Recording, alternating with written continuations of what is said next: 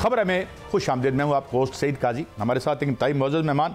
कुछ खबरें पहले हम बात कर लेते हैं, उसके बाद मेहमानों का तारुफ भी करवाते हैं। एक महाजराई की और एक एहतजाज की सियासत अपने अरूज पर है कि इसके साथ एक और खबर भी आ गई कि 30 नवंबर को वकला भी अहमद खान साहब ने कहा कि वो एहतजाज करेंगे। इसके साथ साथ हम देख रहे हैं कि वतन अजीज़ की मैशत कहाँ खड़ी है, और जो मूडी की रिपोर्ट आई है उसने इस पोलिटिकल इंस्टेबिलिटी को भी एक इल्ज़ाम दिया है जो हो रहा है, और आलमी तौर पर रूस ने धमकी जो दी है उस पर बात करेंगे। मगर मेरे साथ इस वक्त वेटरन पॉलिटिशियन जनाब शेख वकास अकरम मौजूद है, मरकजी रहनुमा है PTI के। हजूर थैंक यू वेरी मच, आपने हमें आज के दिन में टाइम दिया, हम आपके बड़े एहसानमंद हैं।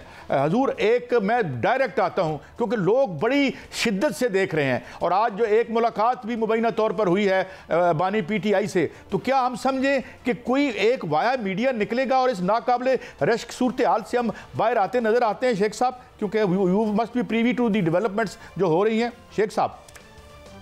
सर बात यह है कि 24 को तो जो काफिला निकला है, जब तक वो अपने मुकाम पे इस्लामाबाद में दाखिल नहीं हो जाता तब तक उसका मौखर होना या कॉल ऑफ होना तो आउट ऑफ क्वेश्चन है। अगर इस दौरान हुकूमत वक्त की टांगें कांप चुकी हैं या कोई ऐसा मीनिंगफुल डायलॉग कोई शुरू करना चाहता है, तो इमरान खान साहब ने बड़ा वाज़ेह कह दिया था कि ये अपना काम ऐसे ही चलता रहेगा अपने अहदाफ के उसूल के लिए। इस दौरान अगर कोई मुज़ाकरात चाहता है तो उन्होंने कहा हम सियासी पार्टी हैं, हमें उसकी कोई तकलीफ नहीं है, बट मुज़ाकरात शुड बी मीनिंगफुल, यानी कि somebody who can deliver, and कोई ऐसी गुफ्तगू जिसका कोई हासिल हो। ला हासिल गुफ्तगू करके किसी को लेजिटिमेसी देना या खुदा न खासा ये मतलब है कि उसका फायदा कोई नहीं, it would be waste of time. तो ये अपना चलता रहेगा काफिला जिस रफ्तार से जा रहा है, और अगर किसी ने मुज़ाकरात करने हैं तो बैठ के कर लेगा। हम हमारे मुतालबात हैं, खान ने तो कहा इन मुतालबात के दायरे में रहते हुए अगर कोई बात होती है तो जरूर करें, और उसमें भी उन्होंने प्रायोरिटी खुद बता दी थी कि सबसे आसान इन मुतालबात में से आसान तरीन मुतालबा ये है कि हमारे सारे 80 इंक्लूडिंग इमरान खान साहब जो कि अनलॉफुली डिटेन्ड है, ये इनको रिलीज होना चाहिए। अच्छा शेख साहब, while not undermining your very Valiant struggle जो आप कर रहे हैं, यकीनन एक मुश्किल सूरत हाल में आप मुब्तला हैं, हम जितनी भी बात इस पर कम करे कम है, मगर एक सवाल ज़रूर ये है कि यकीनन आप एक पॉलिटिशियन हैं और बार बार आपको रिटर्न करती है आपके इलेक्टरेट, आप एक वेटरन पॉलिटिशियन हैं, मगर लोग बहुत परेशान है। कल मैं आपको इल्ज़ाम नहीं दे रहा, कत्तन आपने ये ऑर्डर नहीं दिया कि पूरे मुल्क को लॉकडाउन कर दिया जाए। मैं अगर हुकूमत में होता तो कहता यार जलसा करें और जो भी कहना है कहें, लेकिन एक बड़ी अनफॉर्चुनेट, मैं खुद फंसा रहा एक शादी पे और बेशुमार लोग, तो इसकी भी कोई कंसिडरेशन है? हालांकि मैं इस तरफ कोई डाइवर्ट नहीं करना चाहता जो आपकी ऑर्डील है, मगर फिर भी ये कंसिडरेशन तो है। सर हम जो इस बोगस निज़ाम के खिलाफ और इन मुतालबात के हवाले से जो तहरीक चलाए बैठे हैं, ये इस मुल्क की नस्लों के मुस्तकबिल के हवाले से, इस मुल्क के बच्चों के मुस्तकबिल के हवाले से, इस मुल्क में रूल ऑफ लॉ कानून की अमलदारी के हवाले से है। तो मैं ये समझता हूँ कि अगर ये ब्लॉक न करते तो हम बड़े डिसिप्लिन से, या आपने देखा होगा सेंचुरस के सामने के 4 तारीख के जो विजुअल्स थे कि लोग आए हैं हजारों में, बट लोगों ने एक्सट्रीम डिसिप्लिन का मुजाहरा किया। मैं ये समझता हूं कि अगर ये बंद ना करते, ये पैनिक ना करते, इनकी टांगे ना कांप जाती, ये आवाज बाख्ता ना होते, ये सारा हजारों का मजमा अपने दिए हुए मुकाम पे जाके बैठ जाता। और इतने मजमे से मैं ये समझता हूं कि वो जिस जगह का तयन हमने किया था उससे शहर को कोई ऐसी तकलीफ नहीं होनी थी, शहर में बिजनेस एज यूजुअल होता। हमने किसी को क्या कहना था, बैठना था ना सर, पहुंचना था। अगर आप रुकावटें डालेंगे तो ये आप हैं जो लोगों को तंग कर रहे हैं, आप हैं जो, हम एक शहर के एक चौक में बैठने की बात कर रहे हैं ना, वहां पहुंचने की। उस एक चौक से सारा इस्लामाबाद नहीं बंद होता ना तबाह होता है। वो फलस्तीन के हवाले से सेनेटर साहब बैठे रहे उसी चौक के अंदर, और उनको महीना आपने वहां वो बैठे रहे, तुसी उनकी मारकुट भी की थी, तो क्या इस्लामाबाद में बिजनेस एज यूजुअल नहीं चलता रहा? चलता रहा सर। हम तो यही कहते थे कि आप हैं जो पैनिक कर गए हैं, आप हैं जो घबरा गए हैं, आपकी हुकूमत की बुनियादें नहीं है, ये आपने अवाम को जलील किया है। वरना इतने हजार बंदे, लाखों बंदे जब एक शहर में जाएंगे तो उसकी तो इकोनॉमी, रिवाइवल, खाना पीना, होटल, कपड़े, चीजें, जरूरत अशिया, तो इकोनॉमी वो होती है। हमने सवाबी में जलसा किया, उत्थे ते 12 लाख बंदे उत्थे पहुंचे, उत्थे ते लोगों ने मतलब है कि वो जो बाजार थे आस पास, वो तो they made that much money, and वो जो उन्होंने कभी भी नहीं किया था, इतने हजारों लोग थे वहां। तो ये तो पागल है जिन्होंने अवाम को जलीलो ख्वार कर दिया है, तंग कर दिया है, तबाह कर दिया है। वो लाहौर के अंदर वो कहते हैं कि सब्जियों और उसकी वो नहीं पहुंच रही रसद गांव से शहर के अंदर, और वो उसकी कमी वाकई हो गई है। पेट्रोल जो है और डीजल, क्योंकि वो 4 सेक्टर में तकसीम है पाकिस्तान, वो बहुत से दूसरे सेक्टर में पहुंच नहीं सक रहा क्योंकि रास्ते बंद किए हुए हैं। शेख साहब, मैं एक बात जिम्मेदार है, हम नहीं है सर। मैं एक बात आपको, आप पुराने पॉलिटिकल वर्कर हैं, आपको शायद याद ही होगा, या मेरी उम्र कुछ ज़्यादा है। 10 अप्रैल 1986 को मैंने सबसे बड़ा मजमा अपनी तारीख का देखा था, जब मोहतरमा बेनज़ीर भुट्टो तशरीफ लाई थी। मिलियन आदमी था और मुझे याद है, मैं साथ चला, मैं एयरपोर्ट से चला, मगर एक गमला नहीं टूटा। तो ये, और तब मार्शल लॉ भी था, अब तो जमहूरी हुकूमत है, तो क्यों नहीं कोई ऐसी CBMs होती, या कोई तसल्ली, कोई हौसला, मतलब जिस तरह आप कह रहे हैं यार असी आवांगे, गलबात करेंगे, that's it. Why this message is not being put across government? आप देखें ना, आप सर, आप मुझे इजाज़त दीजिएगा प्लीज। जब आपका आईजी जो एक सरकारी मुलाजिम है, वो इंज उंगलियां दे इशारे कर के कहेगा तुसी आओगे तो कोई बच के नहीं जाएगा, तो असी फड़ के लम्मा कर देंगे, तो सारे अंदर कर देंगे। अटक का एक डीपीओ जो है वो बैठ के टीवी पे वो बयान दे रहा है कि ये इतने हजार बंदे हो तो हम देखेंगे कि यहाँ से ऐसे गुजरते हैं। जब आपने अपने सरकारी मुलाजमों को अवाम पे जुल्म और जबर करने की और धमकियां लगाने की इतनी खुली छूट दी हो, और वो इंटीरियर मिनिस्टर साहब रोज थ्रेट कर रहे हो कि हम आयरन हैंड्स के साथ निपटेंगे और हम आहनी वो कर, तो सर ये तो इश्तिहाल आप उन लोगों को दिवा रहे हो। आपका काम है चीजों को पैसिफाई करना। आप हुकूमत है, भावें इंस्टॉल्ड ही सही, भावें जल ही सही, तो काम है चीजों को इंश्योर करना कि वो पीसफुली हो जाए, ना कि लोगों को जो है मतलब है कि पंगे देना कि जी आपको लड़ पड़े और आप उनके साथ सीधे हो जाए। आप कहते हैं कि जी आपका अपना मुल्क है, आपका अपना शहर है, तुसी आओ, जम आओ। अगर ये कहते तो फिर हर उस गमले या तिनके की जो हिलता, फिर उसकी जिम्मेदारी हमारी होती ना, क्योंकि आप हमें नहीं रोक रहे, आप हमें तंग नहीं कर रहे। मगर यहाँ पे तुसी सारे तुसा थानेदार तो लैके ते आईजी तक तुसी मौला जट बना छड़े ने, जेड़ा कहंदा तुहानू ठा देंगे, तुहानू पा देंगे। यार हम क्या है, को हम इंडियंस हैं, हम क्या पाकिस्तान के शहरी नहीं है? चोर चक्के तो फड़े नहीं जाते, सारी डांगा तुसी को PTI वास्ते रखी है। इस तरह ना करो। ये लोग हैं सर, ये लोग हैं, इस सारी जो भी इंतशार फैलता है या नुकसान, ये जिम्मेदार है सर। अच्छा शेख साहब, आज जो एक दारिया भी छपा जिसमें मूडीज़ ने ख़ास तौर पर, मैं चाहूँगा इस पर भी, क्योंकि आप जानते हैं हम बहुत ही मुश्किल इकनॉमिक कंडीशंस में हैं इस वक्त, और उन्होंने एक बड़ी जो वजह कही है वो ये है कि इन्फ्लेशन सब कुछ तो है, मगर पॉलिटिकल जो ये हालात हैं वो कह रहे हैं कि और अनरेस्ट की तरफ वो इशारा करें हम, खाकम बदन, ये यानी मज़ीद हो सकता है। तो ये क्या आपकी जो ओपिनियन, यानी आपकी जो डिसीजन मेकिंग बॉडी ज़ाहिर है, वो ये कंसिडरेशन भी है जब आप प्लान करते हैं? तो बिल्कुल है सर। हम ये समझते हैं कि ये जो इंस्टॉल्ड हुक्मरान है, जो फॉर्म 47 की जली बोगस हुक्मरान है, ये सबसे बड़ा पॉलिटिकल अनरेस्ट है। ये सबसे बड़ी रीजन है पॉलिटिकल इंस्टेबिलिटी की। एक आदमी ने 5000 वोट लए ने, तो उसी उस भी मतलब है कि 17000 बंदे वोट लैने वाले बंदे नूं हरा के उन्हें तुसी नेशनल असैम्बलीज ले आंदे हो, आप उसको बैठाते हैं। वो बोगस कैबिनेट है, वो अवाम के हकीकी नुमाइंदे नहीं है, अवाम को उनके ऊपर ट्रस्ट नहीं है। तो अगर वो छोटी सी भी गड़बड़ करेंगे, यहाँ तो उन्होंने हमारी तबाही निकाल दिया ना, लोगों को डाले पड़ गए अपनी जान के और अपनी रोटी के और अपने रिज़्क के। तो वो छोटा सा भी काम करेंगे तो पब्लिक उसमें ज्यादा रिएक्ट करती है। जब उनके अपने वोट दे के बनाए गए हकीकी हुक्मरान बैठे होते हैं और उनसे कोई गलती भी हो जाए तो रिएक्शन लेवल डिफरेंट होता है। मगर जिनको हराया गया है उनको हुक्मरान बना के बिठाया गया हो और वो सख्त देती है, दैट इज पॉलिटिकल अनरेस्ट। अच्छा शेख साहब, एक बात जो कही गई कि ये फाइनल हमारा मरहला है, फाइनल हम आएंगे, आपका क्या इस दफ़ा हमने देखा है कि ज़रा PTI ने पत्ते बड़े सीने के करीब रख के, हमें पता नहीं चला कि क्या आपके यानी मंसूब, यानी जो आप स्ट्रगल कर रहे हैं, तो क्या है इनफैक्ट, क्या आपकी मंजिल है वहाँ? अगर आप पहुँच भी जाते हैं तो फिर कब तक वहाँ बैठना है, और क्या कोई इसका रेजोल्यूशन नज़र आता है? जो उनका आईनी हक है वो एक्सरसाइज कर रहे थे, उसके बाद अगर किसी ने कोई डायलॉग मुतालबा मुज़ाकरा करना है तो बैठ के हमारे से कर लेगा। हमें तो ये देखे ना, खान की कॉल है, ये वहां जाएंगे तो हम ऐसे ही तो नहीं वापस आ जाएंगे जब तक खान नहीं कहेगा। अच्छा शेख साहब, ये एक राब्ता भी तो हुआ, आज जेल का गेट खुला, बैरिस्टर सैफ गए, गौर कोई है आपके पास कि क्या वो लेके गए और क्या खान साहब का जवाब था? सर मेरी अभी बैरिस्टर गौर से रब्ता नहीं हो सक रहा बिकॉज ऑफ द इंटरनेट, और कोई किसी और दोस्त का भी नहीं हुआ अभी तक। मगर मैं आपको ये बताऊं कि एक तरफ तो कल से लेके आज तक 2 दिनों में सुबह से लेकर शाम तक 8 प्रेस कॉन्फ्रेंसेज, और उसमें सिर्फ हम पे हर्जा सराई और बेहूदी और बदतमीजी का एक तूफान है हर सूबाई और वफाकी वजीर की तरफ से। तो मैं तो सिर्फ ये देख रहा हूँ कि बंदा को इनसे पूछे कि एक तरफ तो हम पे ये बेहूदियां और बदतमीजियां कर रहे हो और कह रहे हो जी 80 बंदे निकले थे, तो ज्यादा बंदा नहीं निकलिया। अडियाला जेल ते थोड़े पंजाब हुकूमत ने बताया थे, जरा जवाब दो ना। तो फिर बैरिस्टर गौर और बैरिस्टर सैफ दे मिलन वास्ते अडियाला जेल के दरवाजे खुले कैसे हैं? पंजाब हुकूमत है ना, जेल खाना जात का वजीर मरियम नवाज के मतहत है, ये बताया ना फिर क्या हुआ। इस गल का ये जवाब दे चुके। मैं तो जिस वक्त तक सर बैरिस्टर गौर से गुफ्तगू नहीं कर सकता, मैं तब तक आपसे कोई बात शेयर करूंगा तो वो ज़ईफ होगी, उसका फायदा नहीं।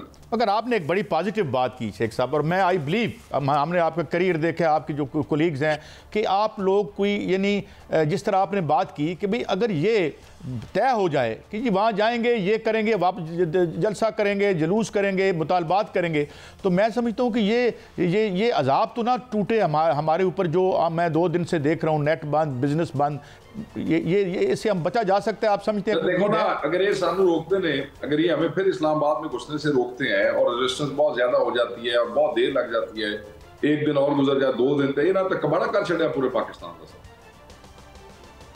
शेख साहब, आपको अंदाज़ा है ना कि पहले ही यहाँ अब जो रोज़गार बच्चे अपना खुद ढूंढ रहे हैं इंटरनेट पर, और सिर्फ ये नहीं कि लोग वीलॉग करते हैं, लोग वहाँ से बड़े बच्चे पैसे कमाते हैं, वो कॉन्ट्रैक्ट राइटिंग करते हैं, और वो भी आराम, वो घर बैठे हुए हैं वेले। आप ये देखें, आपने तो बड़ी बात कर दी है। यहाँ पे तो जनाब इंटीरियर मिनिस्टर कहते हैं कि असी तुहाड़ियां बच्चियां दी डिग्रियां भी कैंसिल करांगे, तुहाडे दाखिले भी मनसूख करांगे, तुहाडे शनाख्ती कार्ड भी मनसूख करांगे, तुहाडे पासपोर्ट भी मनसूख करांगे। This was the attitude of the government towards the youth, जो इस वक्त सबसे ज्यादा डिप्राइव्ड है, जो इस वक्त सबसे ज्यादा मायूस है, जो इस वक्त सबसे ज्यादा फ्रस्ट्रेटेड है। This is how you deal with your youth. You threaten them, you act like a bully. ऐसे नहीं होता सर। प्यार, मोहब्बत, चीजों को हुकूमत ने जिम्मेवारियां होंदियां ने, भावें जाली हुकूमत ही होवे, जिम्मेवारियां होंदियां ने, और जब जिम्मेदारियां आ जाती हैं तो फिर उसको तरीके से चीजों को डील करता है। ये तड़ी ये यू कांट एक्ट लाइक अ, मतलब एक स्ट्रीट थग की तरह, किसी सड़क साहब बदमाश की तरह तो आप गुफ्तगू नहीं ना कर सकते आप अपनी आवाम के साथ, अपने बच्चों के साथ। ठीक है, वो इमरान खान के वोटर हैं, तो क्या पाकिस्तानी नहीं है? क्या उनके राइट्स नहीं है? क्या इन में उनके हुकूक नहीं है? इस तरह ना करें, ऐसे ये तो जुल्म है ना सर। तो शेख साहब, क्या अब आपकी आगे क्या, मैं थोड़ा रोशनी डालेंगे कि अगर आप कह रहे हैं कि वहाँ तक आपके काफिले पहुँचे हैं, तो क्या अब आपकी आइंदा की स्ट्रेटजी क्या है? कुछ रोशनी, कुछ बताना चाहेंगे? सर वही आपके साथ शेयर है सर, कोशिश करके ये सारे जो है वो जो खान साहब की बताई हुई जगह है वहाँ पे जाके पहुँचेंगे, वहाँ बैठेंगे और इन्हें कहेंगे सारे मुतालबात पूरे करो। यानी गोया मैं ये समझूं कि तमाम असीरान बशमूल बानी, ये बेर मिनिमम है आपका इसको कॉल ऑफ करने के लिए। यही सर, ये तो प्रायोरिटी नंबर 1 है, इसको तो करें ना। ये तो आसानी से हो सकता है ना, तो पता है कि 302 का मुलज़िम भी हो ना सर, उन्होंने SHO शख्सी जमानत छोड़ सकता है कि नहीं सर? ठीक है। और जब जज ATC के लॉ मिनिस्ट्री लगाती हो, होम डिपार्टमेंट लगाता हो सूबे में, ठीक है जी, और अपनी मर्जी से ट्रांसफर पोस्टिंग करते हो, वो जुडिशरी नहीं लगाती, वो ये लगाते हैं, और उन केसों के अंदर कोई ठोस शवाहिद ही मौजूद ना हो, तो फिर क्या रोल है सर? मैं it is easy for the government, मगर कुछ थोड़ा सा आप देखें यार, आपने कुछ ज्यादा डरा दिया हमें। आज तक, कल से लेके आज तक 26 से ज्यादा FIR हुई हैं हमारे लोगों पे। तो मजे की गल दसा, सारियां दा मतन और सारों की तहरीर एक सी है। किसी भी जिले में हुई है इको तहरीर जी, मतलब है मैं की आखा इन्हां दी अकल नूं, टफल्स नूं मैं दसो मैं की आखा इन्हां नूं। ये हुकूमत दे जिहड़े पुरजे ने, मतलब है हर जिले की हर FIR दे इको मतन जी। लेकिन शेख साहब, एक तो मैं कहूँ ना आपकी माय लास्ट क्वेश्चन ये कि शेख साहब, ये तो आप जानते हैं ना कि पाकिस्तान इतने क्रिटिकल जंक्चर पे कभी भी नहीं था इकोनॉमिकली स्पीकिंग, तो ये कोई थोड़ा सा उम्मीद दिलाएं, कोई CBMs करेंगे यार, हम कुछ नहीं, हम इधर ही के रहने वाले, जिस तरह आप कह रहे हैं यार हम पाकिस्तानी हैं। मुज़ाकरात के दरवाजे सर खान ने कभी बंद नहीं किए सर। खान साहब ने कहा है कि आप हमें, ट्रस्ट कोई नहीं है ना सर। एक जलसे वास्ते ना सुबह जेल खुलाई सी, वो खान ने फिर भी मेहरबानी की, जलसा चंद दिन आगे कर दिया। जब उस जलसे के ऊपर आए NOC समेत इन्होंने रास्ते रोके, FIR वो मेरे समेत, अली अमीन समेत, उस जलसे की FIR बैरिस्टर गौर जैसे शरीफ आदमी के ऊपर, खालिद खुर्शीद के ऊपर हर बंदे पे इन्होंने, मतलब बैरिस्टर दौर ने कुटिया एक पुलिस वाले को, झूठ थी तुसी हो गई। ये वो जलसा है जिसका हमें एनओसी दिया था, जो 7 बजे जेल खुलवा के खान ने आगे किया। लाहौर आपने हमें एनओसी दिया, आप हम जलसे के लिए गए, आपने रास्ते बंद किए, पूरे लाहौर में उठा के फेंका शहर से बाहर, और फिर कंटेनर्स की आपने दीवार बना दी। मतलब ये आपकी हुकूमत का ट्रैक रिकॉर्ड है। उनके में थोड़े कोई ट्रस्ट करे सर। शेख साहब बहुत शुक्रिया, आपने हमें वक्त दिया। नाज़रीन, ये एक सेंसिबल और बड़ी बातें हैं जिनसे हम मेरे ख्याल में इस क्राइसिस से निकल सकते हैं, और ये मरकज़ी रहनुमाओं में से एक हैं। तो क्यों हम एक सिचुएशन को इतना इस जगह ले जाते हैं कि ना वहाँ से कोई वापसी ना हो। एक ब्रेक से वापस होंगे तो मेरे साथ मौजूद होंगे मुईन अज़हर साहब, हमारे सीनियर रिपोर्टर हैं, उनसे पूछेंगे और हमें ज्वाइन करेंगे ज़ाहिद गशकोरी साहब भी। ये जो आज क्या बात आगे बढ़ी है, जो राब्ता हुआ है, बर्फ़ तो पिघली है, तो इसकी क्या, क्योंकि लोग कौन उम्मीद लगा के बैठी है यार ये खुले हम आना जाना, अपने फंक्शन, ये वो ज़िंदगी जो एक काम है वो बहाल हो। एक ब्रेक के बाद इस पे खबर लेते हैं, हमारे साथ रहिए।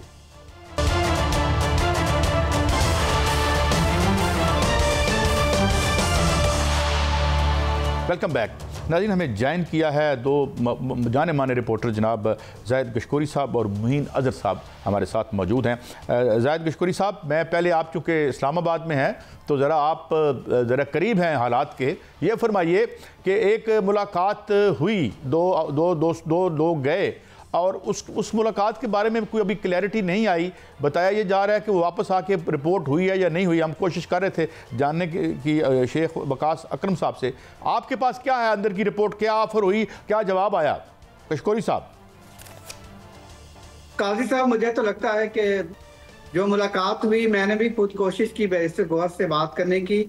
बराह रास्त मेरी बात एज ऑफ नाउ नहीं हुई, लेकिन ये एहतजाज उनका जो है वो रिकॉर्ड करवाएंगे। मुझे लगता है कि जो उनकी बातचीत हुई है, जो दूसरे इनडायरेक्ट लोगों से मेरी बात हुई, वो ये चाहते हैं कि 2 दिन तक कम से कम इस्लामाबाद में अपना पावर शो दिखाएं। और ये लास्ट कॉल इसलिए है कि उन्होंने डी चौक पे 1.5 साल से कोशिश करने की, एक प्रोटेस्ट वगैरह या बड़ा पावर शो करने की कोशिश की है, और हर सूरत में वो डी चौक पे आना चाहते हैं। और दो इनमें तकसीम बहुत ज़्यादा है, तो इसलिए वायलेंस और यूनिलैटरल कॉल किसी के एंड पर नहीं है। आप देखना है कि सारे वो इकट्ठे होने तक बैठे रहेंगे किसी न्यूट्रल स्पेस पे। इसमें वायलेंस इसलिए मौजूद है कि इस्लामाबाद, रावलपिंडी और अटक की जुरिस्डिक्शन में 32,000 एहलकार इस वक्त ड्यूटियां दे रही हैं, और मुख्तलिफ लॉ इन्फोर्सिंग एजेंसीज के लोग यहाँ पर आए हैं, जो कि सिर्फ कोशिश कर रहे हैं कि इसको पीसफुल रखा जाए। और आपने देखा बेतहाशा कंटेनर्स हैं, 2100 की तादाद है। इस्लामाबाद की, पिंडी की मेन शहराएं बंद हैं, तो इस्लामाबाद पुलिस के साथ रावलपिंडी पंजाब पुलिस जो है, या फिर रेंजर्स मौजूद है। आप डी चौक से मैं अभी होके आया, या फिर ये जो रेड जोन है इस्लामाबाद का, इसमें 70 के लगभग डेलीगेट भी मौजूद हैं। थोड़ी देर पहले, जब आपके प्रोग्राम से पहले, बेलारूस के सरबरा भी यहाँ पर पाकिस्तान में आए हैं, तो एक बड़ा डेलीगेट आया हुआ है। आज मैं सुबह रेड जोन पार्लियामान जाने की कोशिश कर रहा था, तो मुझे बताया गया कि एफपीआर में, आर्डर जनरल पाकिस्तान में, फॉरेन ऑफिस में जो एक बड़ा डेलीगेट, जो कि कल ही आ गया था, 48 अफराद से ज़ायद पे मुश्तमिल, वो मीटिंग्स कर रहे हैं। तो ये मीटिंग ऐसा इसी का हिस्सा है, जो कि बुनियादी तौर पर पहले ही एक स्केड्यूल मीटिंग थी। तो एक लैंड ऑर्डर की सिचुएशन इस्लामाबाद पहले ही सारा खुदा हुआ है। अगर आप देखें, जो मेन सरीना होटल है या डिप्लोमेटिक इनक्लेव की रास्ता है, जो कि आप डायरेक्ट वहां से लेके ये आप एक ज़मीनी सूरत हाल बता रहे हैं, मगर हम यही दुआ कर सकते हैं और लॉ एंड ऑर्डर की जनाब यहाँ पे कोई इस तरह का ना। मुईन अज़हर साहब, अभी इन्होंने एक बात कही कि खुदा न खास्ता हम गॉड फॉरबिड हम नहीं चाहते कि कोई किसी माँ का लाल जो है उसे कोई ज़ाकिया पहुँचे। मैं आपसे ये पूछना चाहता हूँ कि जो बात हुई अभी, तो हम ऑफ दी कैमरा बात कर रहे थे कि वो पैगाम अभी पहुँचा है गंडापुर साहब तक, जो गुफ्तगू हुई है बैरिस्टर गौहर साहब की और सैफ साहब की। Do you have any inside report on that? जी, मैं आपको इसमें थोड़ा सा ये मैं इसलिए कह रहा हूँ कि हर आदमी ये चाहता है कि यार ज़िंदगी बहाल हो। जी, मैं थोड़ा सा ब्रीफ कर देता हूँ। कल रात तक जो मामलात थे, वो पीटीआई के ऊपर ये दबाव था हुकूमत की तरफ से कि आप इसको कॉल ऑफ करें अपने इस एहतजाजी तहरीक को, तो हम बैठ के जो है बातचीत करते हैं, जिसमें खान साहब की रिहाई और जो है ये 8 फरवरी के इलेक्शन के हवाले से, और तीसरा ये 26 एनिमी तरमीम के हवाले से।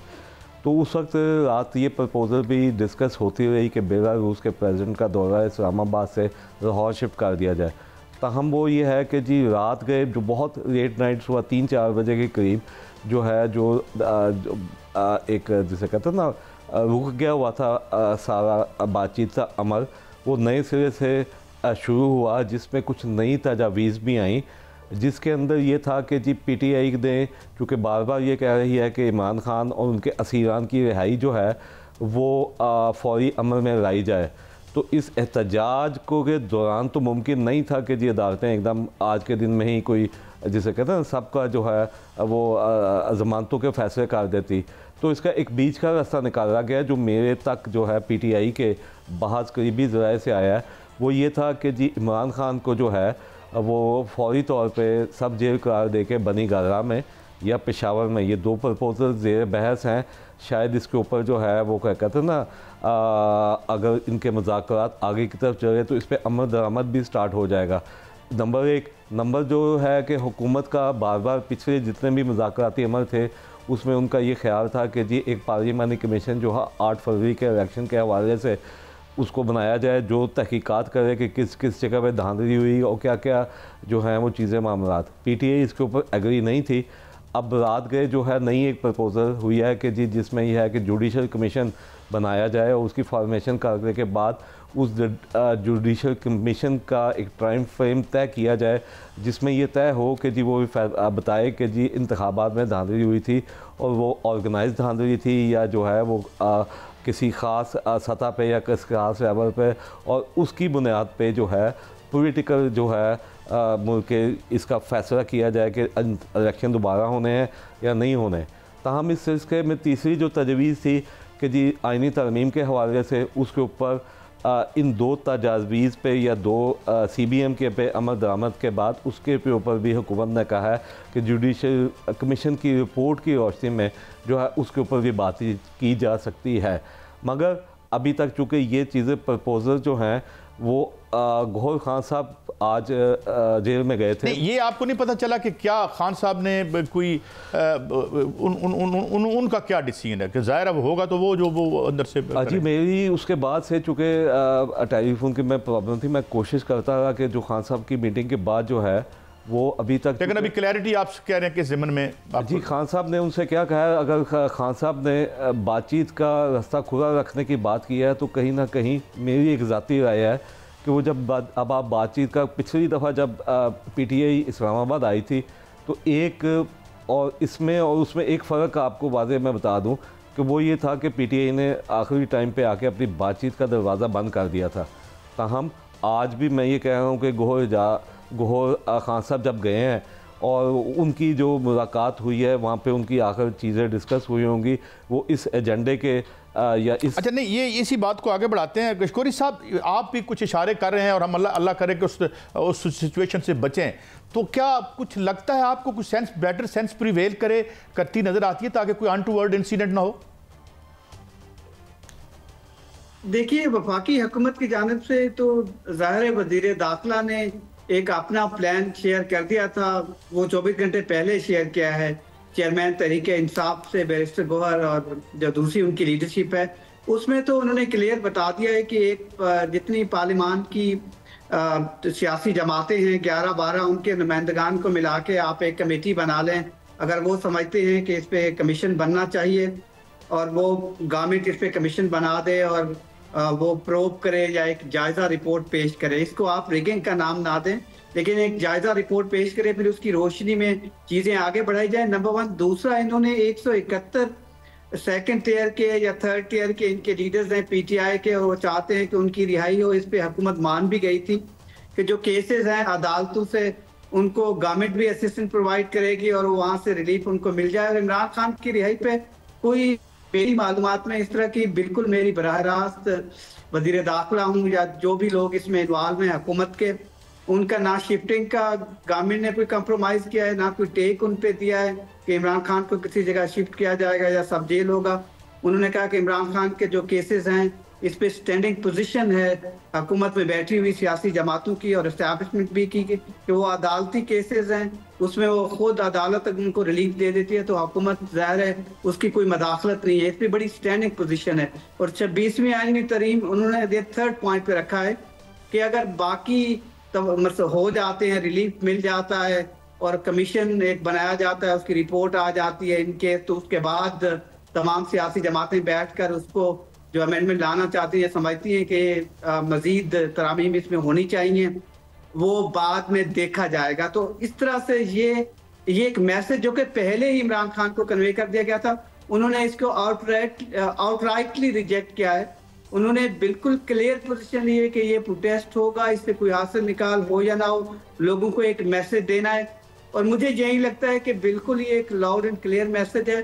पीटीआई में तकसीम बहुत ज्यादा हो गई है, वो ये लास्ट कॉल है, क्योंकि इमरान खान की बहनें एक तरफ खड़ी हैं। खैबर पख्तूनख्वा में 3 हिस्सों में इस वक्त जो लोग हैं, प्रोटेस्ट हैं, वर्कर्स हैं, वो आए हैं। 3 डिफरेंट डिवीजन्स हैं पीटीआई में, और पंजाब बिल्कुल बाहर निकला नहीं है। इमरान खान तो इस बात पे बहुत नाराज हुए हैं कि पंजाब, बलूचिस्तान, सिंध से कोई उनके वर्कर्स को मोबिलाइज नहीं करके आ सका है, जनूबी पंजाब से या फिर जो पूरा अपर पंजाब है। तो इस तरह एक यूनिलैटरल जो वो उम्मीद कर रहे थे कि लोग बिल्कुल across the party line, across the province, across ethnicity बाहर आएंगे, और एक बड़ी कॉल होगी। कम से कम ये उनका अपना अंदाजा था कि 50,000। मशकूरी साहब, एक सवाल और मैं करना चाहूँगा आपको। आपने मोदी की रिपोर्ट देखी, उसको एडिटोरियलाइज भी किया है बिजनेस रिकॉर्डर ने, और जिसमें उन्होंने बड़ा क्लियरली और भी बातें कही हैं जो खासी मुतनाज़ हो सकती हैं, लेकिन ज़ाहिर एडिटोरियल तो पॉलिसी होती है किसी अखबार की। मगर एक जो अहम बात है वो ये है कि जो एक वो कह रहे हैं कि इकनॉमिक कंडीशन जो ऐसी हैं कि खुदा न खास्ता वो अनरेस्ट की तरफ ही मोदी से इशारा कर रहा है, और दूसरी तरफ ये है कि हुकूमत को, तो मैं समझता हूँ अगर पीटीआई के लोग ये कहें कि भाई हम पुरअमन रहेंगे, तो कोई एक रास्ता वाया मीडिया, आप बिल्कुल ही इसमें समझते हैं कि कोई लचक नज़र नहीं आ रही। काजी साहब, मैं आपको बता रहा हूं कि जो यहाँ टॉप हायरार्की बैठी है और एपेक्स कमेटी की मीटिंग हुई है, उसके बाद जो 72 घंटे गुजरे हैं, उसमें तो ये एक बड़ी गवर्नमेंट की तरफ से और एस्टैब्लिशमेंट की तरफ से एक बड़ी स्ट्रांग यूनिलैटरल एक सजेशन मौजूद है कि अगर कोई वायलेंस पैदा होता है या इस तरह की सूरत हाल पैदा होती है, तो सूबे को आप टेक ओवर कर दें लैंड ऑर्डर की सिचुएशन को देखते हुए। क्योंकि पिछले 4 दिनों में जो कुछ सूबे में लैंड ऑर्डर की सिचुएशन हुई है, तो गवर्नमेंट समझती है कि उनके पास एक जस्टिफिकेशन है कि सूबे के जो चीफ एग्जीक्यूटिव हैं गवर्नमेंट के, वो इस तरह की रिस्पांस या उनको इस तरह की केयर नहीं है प्रोविंस की जो सूरत हाल की नज़ाकत को जानते हुए कि आप इस पे गवर्नर राज हो सकता है या कोई ऐसी सिचुएशन हो सकती है जिससे वफाक बराह रास्त चीजें देखे सूबे की, और फिर पीटीआई इसका अजाला करने में भी उसको शायद कामयाबी ना हो। और जिस तरीके से बयान आया है सऊदी अरब की जानब से पाकिस्तान को, एक बड़ा इंटरनली ज़ाहिर है वो डिप्लोमेसी उनकी पब्लिकली नहीं आती चीजें, तो मुझे लगता है कि गॉड फॉरबिड कहीं ऐसा ना हो कि पीटीआई के लिए फिर वापस जाने का रास्ता ही ना हो। अगर जहां पर कुछ होता है आज रात 12 बजे, आज रात के सुबह तक, या फिर इसको भी उनको भी नज़ाकत का सामना है, उसको एहसास है पीटीआई को, जो उनकी लीडरशिप है उन्होंने कन्वे किया है इमरान खान को। यही उनका एक मैसेज था कि हमें एक कलेक्टिव रिस्पांस या यूनिलैटरल चीज़ें मौजूद नहीं है, कम्युनिकेशन का फुकदान है।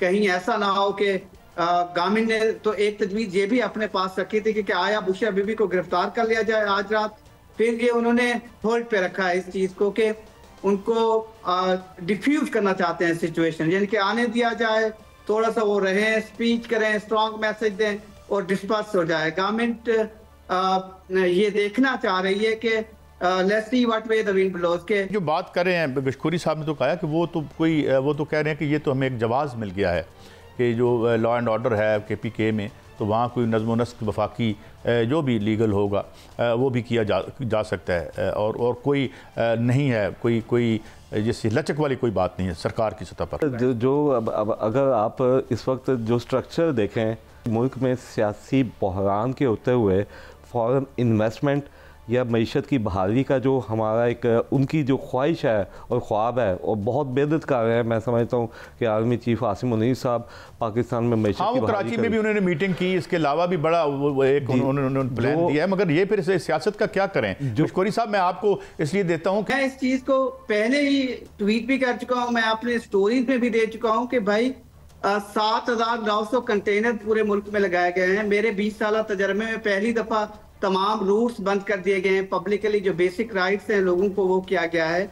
और पीटीआई के 120 धरने हुए हैं जिसमें हुकूमत ने 2 अरब 70 करोड़ रुपए खर्च किए इन धरनों और छोटे बड़े मार्च को काउंटर करने के लिए, और ये सारे अवाम के ही पैसे थे। और दूसरी दफा ऐसा हुआ है कि पूरा मुल्क उन्होंने सील किया हुआ है इस स्ट्रेटजी को वो करने के लिए। उसके बाद केसेस फाइल किए, 12,000 लोगों को गिरफ्तार किया। लेकिन ये स्टोरी या ये ट्रैफिक वन वे नहीं है, आप इंडिपेंडेंटली देखें एज ए जर्नलिस्ट तो दोनों तरफ से एक रिटेलिएशन है। It's only the state that's suffering, कि दोनों तरफ से ये सियासी कयास है, मईशत आपके सामने है।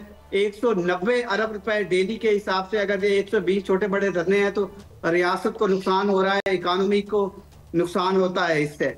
लेकिन अगर दूसरी स्टेज पे आप सामने रख के देखें तो जी आप बात मुकम्मल करें। दूसरी स्टेज पे आप चीजें रख के देखें 9 मई के बाद, तो अब उन केसेस के भी आपके सामने सिचुएशन नजर आ रही है। फिर जनरल फैज भी, उनका भी फैसला आने वाला है और शायद अगले 2 हफ्ते में आपके सामने सिचुएशन आ जाएगी। और हो सकता है वो सिचुएशन को या इस एलिजेड नेक्सस को मजीद एक्सपोज करे पूरे सिस्टम को जो 2018 से चल रहा है कि कौन कहाँ खड़ा था और किसकी सपोर्ट किसको हासिल थी। इसमें तमाम सियासी जमातों की जो आपस में एक व्हीलिंग्स और डीलिंग्स होती हैं इक़्तिदार में रहने के लिए या गशखोरी साहब ने तो एक खबर दी, हम तीनों जो लोग हैं, हमारी ये दुआ भी है, हमारा तरला भी है कि इससे निकालें यार, बच्चों के रोजगार देखें। ये कोई इतनी आइडियल सिचुएशन तो नहीं है। बहरहाल अब इसी दरख्वास्त और दुआ के साथ अपने मेहमानों का शुक्रिया भी अदा करते हैं, ये ख्वाहिश और दुआ भी करते हैं और उम्मीद भी रखते हैं कि इंशाल्लाह रात को ये इशू रिजॉल्व हो जाएगा। एक ब्रेक, और ब्रेक के बाद दोबारा हाजिर होते हैं।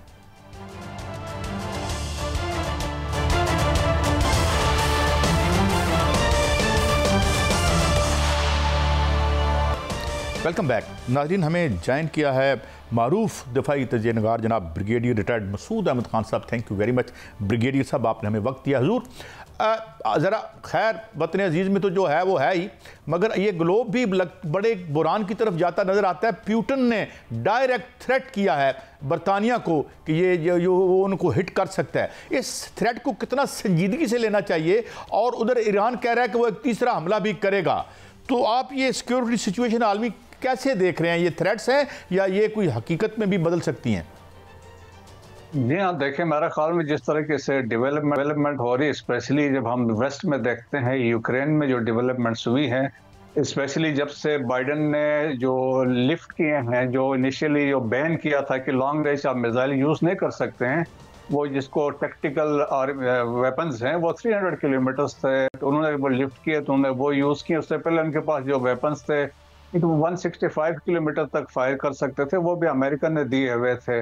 लेकिन इसके साथ साथ इसमें यूनाइटेड किंगडम का जो रोल आया है, तो उन्होंने वो जो अपने मिसाइल्स दिए हैं तो उसका जो रेंज है वो दैट इज़ 250 किलोमीटर है।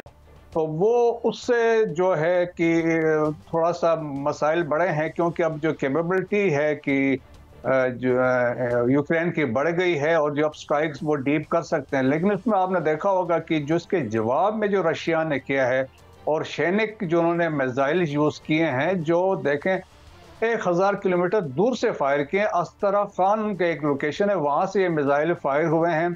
और ये मिसाइल जो है रिपोर्टेडली अभी जो वेस्ट कह रहा है कि इंटर कॉन्टिनेंटल बैलिस्टिक मिसाइल है, जो 2500 किलोमीटर से 3000 तक है, और इसको अपग्रेड करके 5000 तक ये कर सकते हैं। पुतिन ने ये कहा है कि ये हम ट्रायल्स पे कर रहे हैं, इनके टेस्ट कर रहे हैं, और हम और कोई और जो चीज़ इसको काउंटर नहीं कर सकती है। सो इंटायर यूरोप जो है वो इसके रेंज में आ गया। तो एक मैसेज उन्होंने दिया है, जो कोई यूक्रेन के साथ इस तरह हेल्प करेगा, और जिस तरह रिसेंटली यूके ने किया है, तो दैट्स वाई उन्होंने थ्रेट किया है।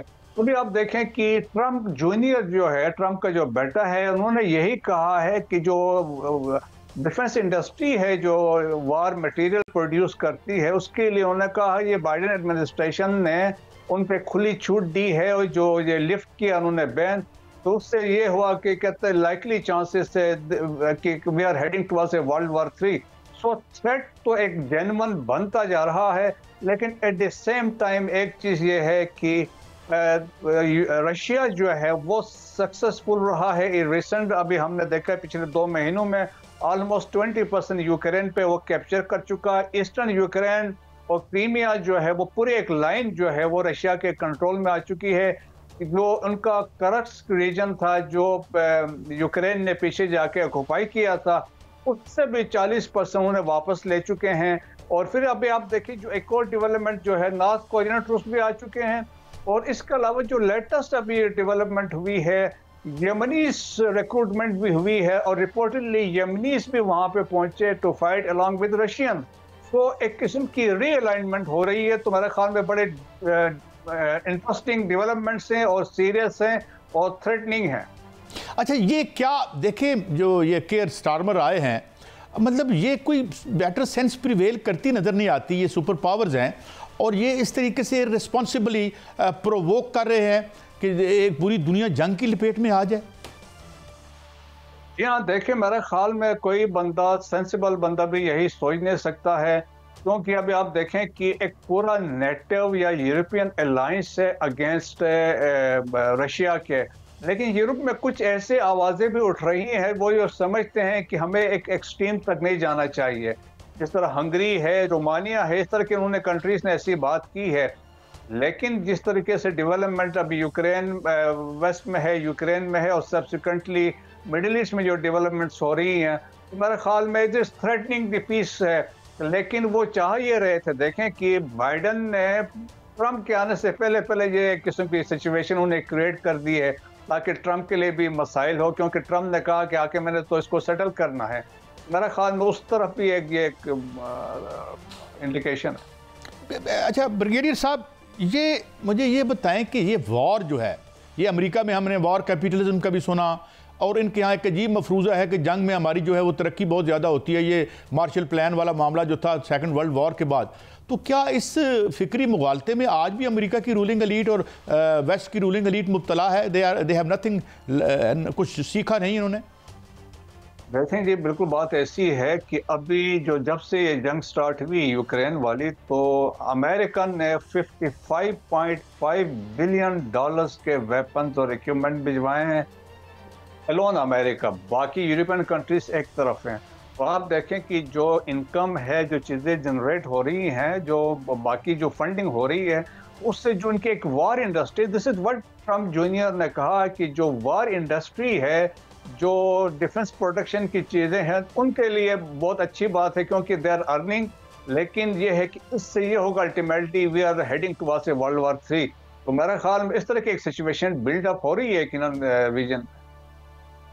अच्छा, एक तो ये आपने बड़ी दिलचस्प बात बताई ना कि वो जिस तरह किसी ने कहा था कि war is terrible but terribly profitable, so it is terribly profitable for at least 5 जो उनके जो बताए जाते हैं। एक तो ये बात। दूसरी ये भी ज़रा फरमा दीजिएगा, ये ईरान जो है उसको क्यों ये कहना पड़ा कि वो तीसरा कुछ प्रीएम्प्ट किया है उन्होंने, उन्हें ख़तरा था कि उन पर हमला हो रहा है, या कि इस बयान को किस तनाजुर में देखते हैं?